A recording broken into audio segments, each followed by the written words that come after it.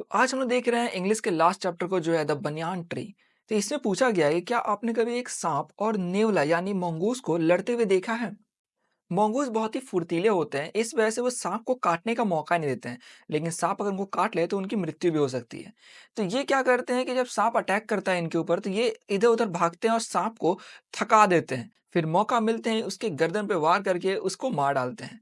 तो इस कहानी में राइटर गए हुए अपने ग्रैंडफादर के घर पर और वहां पर जब वो बनियान ट्री के ऊपर चढ़ते हैं तो देखते हैं एक मंगूस और स्नेक की फाइट को।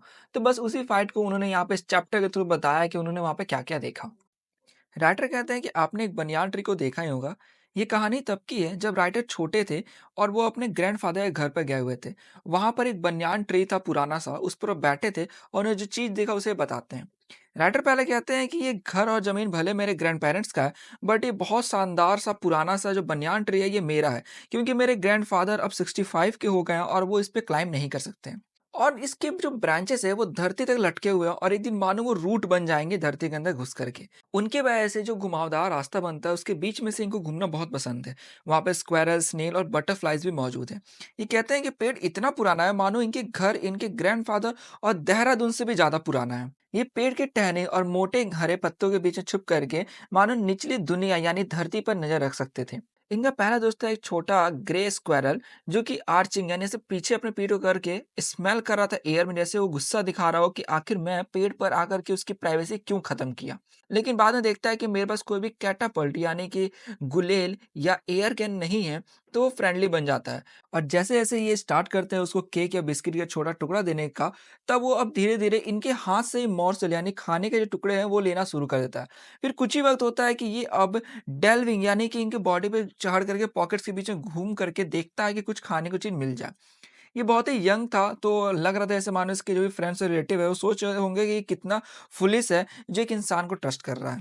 फिर जैसे ही स्प्रिंग सीजन आता है तब इसके ऊपर रेड फिक्स, जो कि एक टाइप का फ्रूटी टाइप है जो बर्ड्स वगैरह खाते हैं, तो बहुत सारे बर्ड्स देखने को मिल जाते हैं जैसे कि रेड बटन बुलबुल, चीयरफुल ग्रेडी पैरट और माइना क्रोज वगैरह आ जाते हैं और वो सब मानो एक दूसरे से लड़ने लग जाते हैं। और इस फिग सीजन में यानी जब इस पेड़ पे फिग लग जाता है तब ये बनियान ट्री इस गार्डन का सबसे नॉइजियस यानी शोरगुल्ला प्लेस होता है। पेड़ के बीच में एक जगह उन्होंने बनाया था जहाँ पर वो टाइम स्पेंड करते थे अपना आफ्टरनून का, जिसमें उन्होंने बुक्स रखा था और एक कुशन रखा था जिसके ऊपर ऐसे पीछे बैठ करके वो पढ़ते थे बुक्स। बुक का नाम है treasure island Huckleberry Finn the story of doctor Dolittle.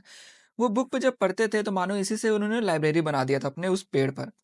अब उनको जब पढ़ने का मन नहीं करता तो वो नीचे देखा करते थे और एक दिन दोपहर के वक्त में उन्होंने देखा कि एक वाइल्ड कोबरा और मंगूस की लड़ाई को, और जो कि गर्म हवाएं बह रही थी। तो उस समय उनका गार्डनर भी घर के अंदर था और ये पेड़ पे बैठे हुए बहुत ही सुस्त महसूस कर रहे थे। तो ये सोचे कि एक पॉन्ड में जाकर के रामू और उसके बफेलो के साथ स्विम कर लेंगे। तभी वो देखते हैं कि एक कैक्टस के बीच में से एक कोबरा निकलता है और उसी बीच मंगूस जो कि झाड़ियों के बीच में से निकलकर सामने आता है। ऐसा देख के लग रहा है जैसे कि कोबरा ये जान रहा होता है कि वो 3 फीट लंबा मंगूस बहुत अच्छा फाइटर है, बहुत चालाक और गुस्सैल है। बट कोबरा भी बहुत ही स्किलफुल और एक्सपीरियंस लग रहा था। वो बहुत ही तेजी से मूव कर सकता था एकदम लाइटनिंग की स्पीड से, और उसके फैंग्स यानी कि लंबे और नुकीले दांतों में जहर भरा हुआ था। कोबरा हिसिंग करते हुए मानो डिफेंस में चला जाता है और अपने आप को 6 फीट ऊपर उठा लेता है और उसके जो फन है उसको वो फैला लेता है। तभी मंगूस अपने टेल को ऊपर उठाते हुए उसके जो पीठ के बॉडी पे जो हेयर थे मंगूस के वो ऊपर उठ जाते हैं। अब जो कि ये दोनों कॉम्बेटेंट्स यानी लड़ने वाले थे तो इन्हें पता नहीं था कि राइटर पेड़ के ऊपर बैठे हुए हैं। तभी दो और एक स्पेक्टेटर्स स्पेक्टेटर्स यानी जो लोग देखते हैं तमाशा को, तो यहाँ पर एक क्रो और माइना आते हैं और कैक्टस के ऊपर बैठ करके ये सब तमाशा देखने जाते हैं इन लोग का। तभी राइटर कहते हैं काश ये लोग उस पर बैठ करके ये सिर्फ तमाशा देख ही रहे होते। कोबरा थोड़ा ऊपर तक होकर खड़ा हो जाता है और डिफरेंस में जाकर के मेस्मराइज करने की कोशिश करता है, यानी बिना पलक झपकाए देख रहा होता है मंगूस को, ताकि मंगूस उसकी आंखों में देखता हुआ कोई गलत चाल चल दे। लेकिन मंगूस को ये बात पता थे, इसलिए वो कोबरा हुड यानी उसका जो कोबरा का फन है उसके नीचे वाला हिस्सा पे वो सिर्फ देख रहा होता है। फिर तेजी में दौड़ता हुआ उसके पास तक पहुंच जाता है और प्रिटेंड करता है कि जैसे मान लो वो राइट में जाने वाला है, तभी कोबरा अटैक करता है राइट साइड में। कोबरा के अटैक को देख करके लगता है कि अब तो मंगूस गया, बट मंगूस राइट में ना जाके लेफ्ट में कूदता है और जा करके कोबरा के पीठ पर काट लेता है और फिर वापस से कूद करके वो उससे दूर भाग जाता है ताकि उसको कोबरा ना पकड़ सके। उसी वक्त क्रो और मैना भी कोबरा के ऊपर अटैक करते हैं, बट वो हवा में ही टकरा जाते हैं और चिल्लाते हुए कैक्टस के पास चले जाते हैं। इस बार कोबरा के बॉडी के ऊपर से खून थोड़ा चमकने जैसा दिखा और कोबरा का जो इस बार हमला छूट गया था, तो मंगूज यहाँ वहां फिर कूद रहा था। क्रो और मैना वापस से ट्राई करते हैं कोबरा पे हमला करने का, बट वो फिर हवा में बीच में ही टकरा जाते हैं और कैक्टस के पास चिल्लाते हुए वो चले जाते हैं क्योंकि वहीं पर वो सुरक्षित थे।